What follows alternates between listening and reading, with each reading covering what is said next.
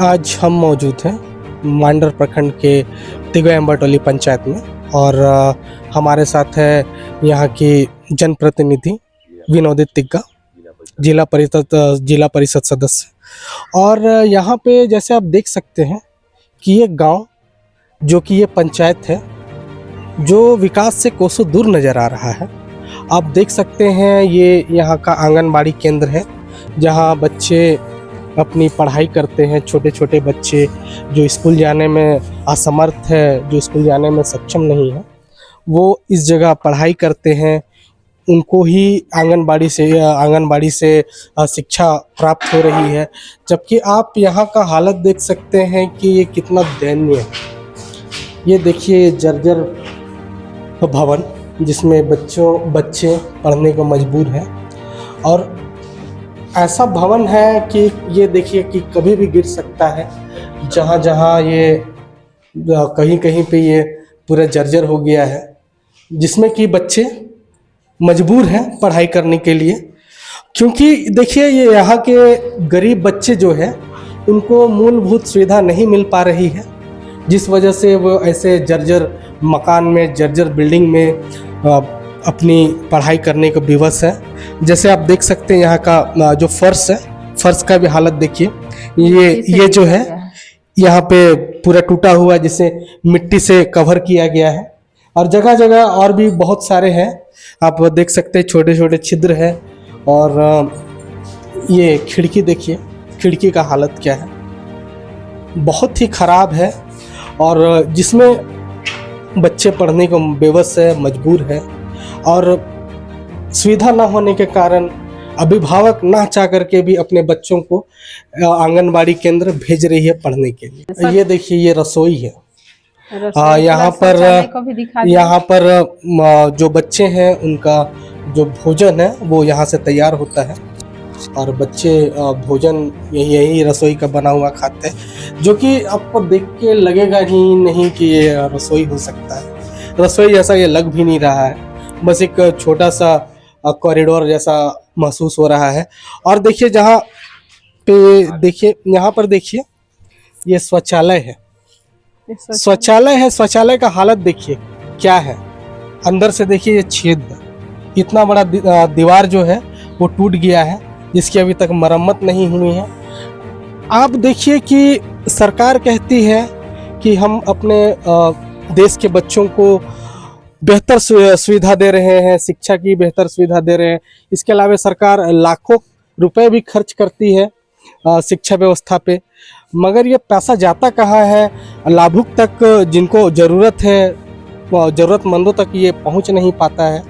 आप देख सकते हैं कि ये आंगनबाड़ी केंद्र जो कि गौशाला में तब्दील हो चुकी है।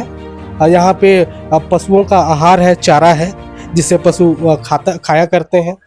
और आगे से भी आपको दिखाते हैं कि ये आंगनबाड़ी केंद्र का हालत क्या है। ये देखिए ये दरवाजे, ये जो मुख्य द्वार है आंगनबाड़ी का, ये देखिए ये मुख्य द्वार है आंगनबाड़ी का, जिसमें ये दरवाजा जो कि पूरा जंग खाया हुआ, टूटा हुआ है। और ये खिड़की तो हमने आपको तभी दिखा ही दिया था। ये आंगनबाड़ी स्कूल केंद्र तिगोय अम्बाटोली पंचायत के अंतर्गत आता है। और यहाँ पे देखिए, मुझे लगता है कि यहाँ पे इस आंगनबाड़ी के सामने ये घास पतवार भी काफ़ी उगे हुए हैं। आइए जानते हैं कि ये जो प्रखंड है इनके अंतर्गत आता है, और इनसे जानते हैं कि ये आंगनबाड़ी केंद्र का जो ये हालत है, ये जर्जर हालत है, इसका ये जिम्मेवार कौन है? देखिए, अभी आपका चैनल के माध्यम से हम सरकार तक बात को पहुंचाना चाहते हैं कि ये आंगनबाड़ी 30 साल पुराना है और 30 साल पुराना होने के नाते इसको कभी मरम्मत का पैसा नहीं मिला। पता नहीं पैसा मिला भी होगा तो पैसा गया कहाँ, वो हमको मालूम नहीं। जहाँ तक मेरे जिला परिषद में रहने तक का ही बात मैं बोलूँगी, अभी तक तो वैसा कोई सुविधा नहीं मिला है। और ये बच्चों का बैठने के लायक कोई जगह नहीं है। और हम लोग चाहते हैं कि यहाँ नया आंगनबाड़ी देने का कोशिश करेंगे, ताकि हमारे बच्चे सुदूर इलाका से गांव है तो पढ़ने लिखने के लिए काफ़ी दिक्कत होता है। उतना बड़े गांव के नहीं है, भरा पूरा हुआ गांव के लोग नहीं है जो कि कोई अच्छा स्कूल में पढ़ा पाए। तो बस जो पहला शिक्षा होता है वो तो आंगनबाड़ी में ही होता है। तो हम लोग सरकार से मांग करते हैं कि हम लोग का आंगनबाड़ी अच्छा ठीक करा दिया जाए। अच्छा, इसके अलावे और ये आंगनबाड़ी केंद्र में बिजली पानी की सुविधा क्या उपलब्ध है?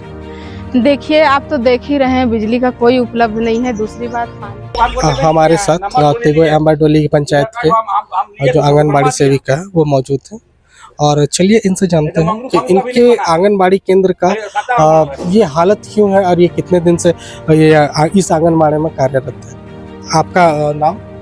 जोहार सर, मेरा नाम है त्वरिया कुमारी, हम आंगनबाड़ी सेविका हैं तिगो एम्बाटोली का, और हम यहाँ काम कर रहे हैं 9 साल हो गया है मेरा। तो ये बताइए कि आपके इस आंगनबाड़ी केंद्र में कितने बच्चे आते हैं? 25 बच्चे हैं। 25 बच्चे हैं। तो क्या उन 25 बच्चों को यहाँ पे शिक्षा के तौर पे मूलभूत सुविधाएं मिल पाती हैं? हाँ, मिल पाती है। और जैसे हम लोग का तो सेंटर जो है जर्जर है, इस कारण हम लोग मतलब बच्चा को बुलाते हैं तो भी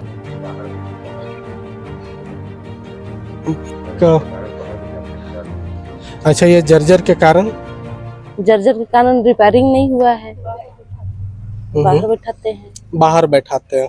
तो आप बाहर किस जगह बैठाते हैं? बाहर नहीं बैठाते हैं, मतलब है वैसा, लेकिन जर्जर हुआ है भवन।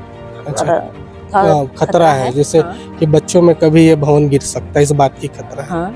तो इसके अलावा आपको इस आंगनबाड़ी में मैंने देखा कि दोनों दरवाजे खुले हैं और खिड़की टूटे हुए हैं, और छत भी, पूरे छत में सरिया दिख रहा है, पूरा जो इसका जो छत है वो जर्जर है। और ये आपके जो ये फ्लोर है, फ्लोर में भी फ्लोर भी पूरा टूटा हुआ है, कहीं मिट्टी से उसको ढकने और कवर करने का काम किया गया है। तो इस बारे में आप क्या कहेंगे कि आपने कभी आवेदन दिया है कि मेरे आंगनबाड़ी केंद्र का इतना जर्जर हालत है?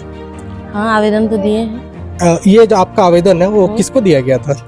मैम को दिए हैं, मैडम को, सीडीपीओ मैडम को। सीडीपीओ मैडम को। तो कि सीडीपीओ मैडम का इतने 9 सालों से आप जब है तब से तो ये भवन इसी तरीके का होगा। हाँ, इसी तरीके तो से। 9 सालों में अभी तक इस भवन का निर्माण के कार्य या फिर इसको रेनोवेट का कार्य अभी तक नहीं किया गया है?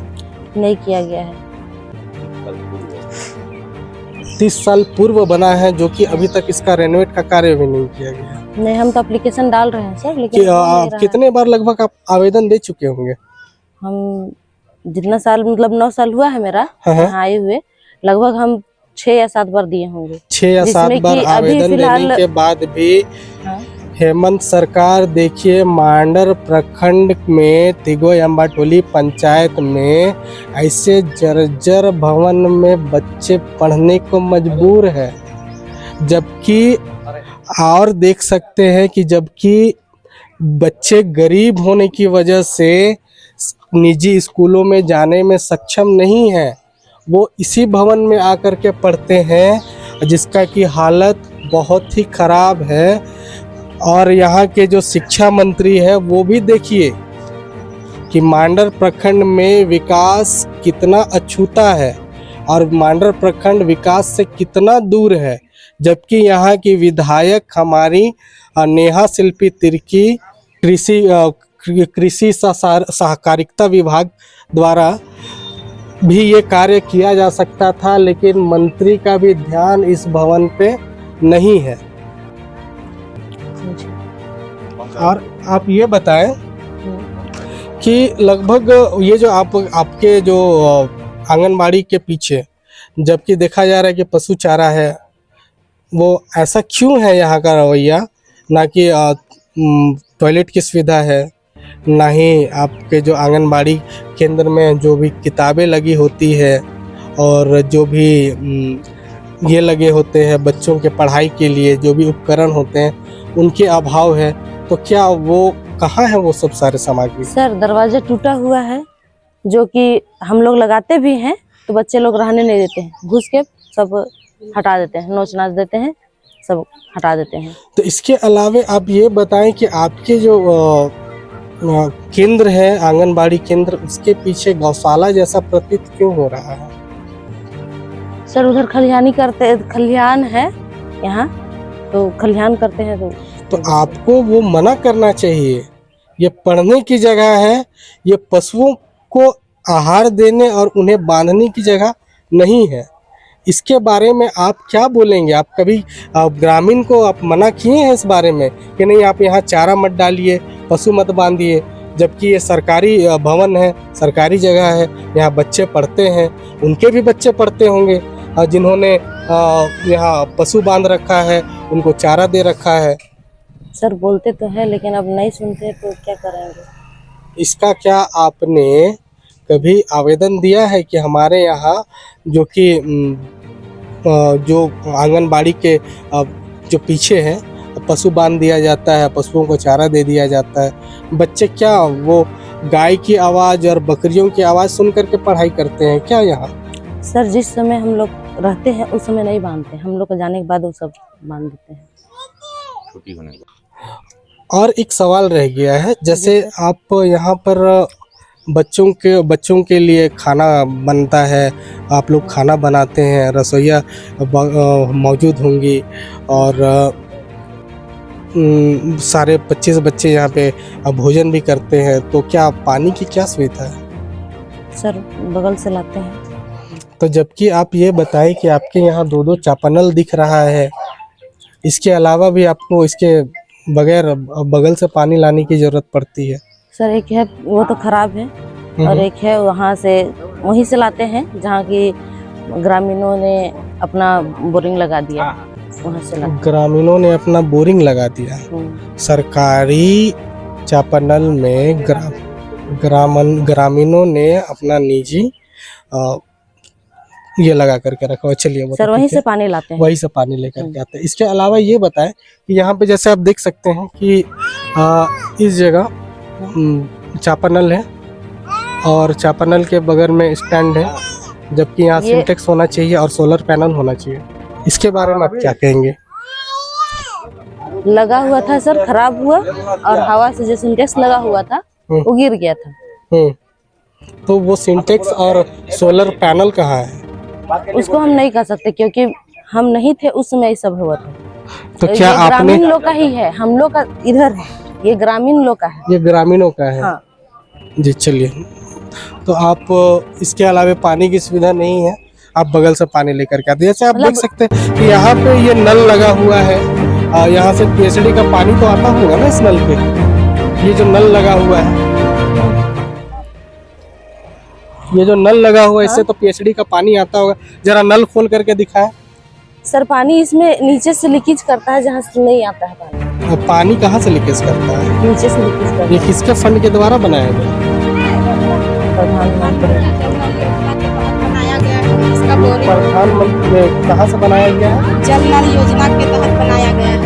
तो इसका जो बोरिंग खोदाया गया है, सिंटेक्स लगा है, सेंटर पॉइंट कहाँ है? सेंटर पॉइंट वहाँ है पीछे है। तो इसका जो बोरिंग है वो धंस गया है। 8-15 दिन लगभग चला, उसके बाद में हाँ पूरा मतलब गंदा फेंकने लगा। हम लोग ट्राई करवाए तो पता चल रहा है कि बोरिंग ही धंस गया है। तो उसके लिए हम लोग इंजीनियर से बात किए, वो बोले हैं आके देखेंगे। और इस तरफ ऊंचाई पड़ता है तो सप्लाई पानी अच्छा नहीं है, जो कहना से खुल के कह दे रहे। उधर ढलान है, ढलान की तरफ होती तो हो सके। और इस जल के संबंध में हम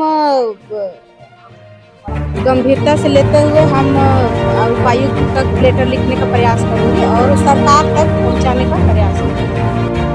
जी चलिए, बहुत बहुत धन्यवाद। जनता को पानी या फिर आंगनबाड़ी जितने भी बच्चे पढ़ने आते हैं सबको सुविधा। चलिए, बहुत बहुत धन्यवाद।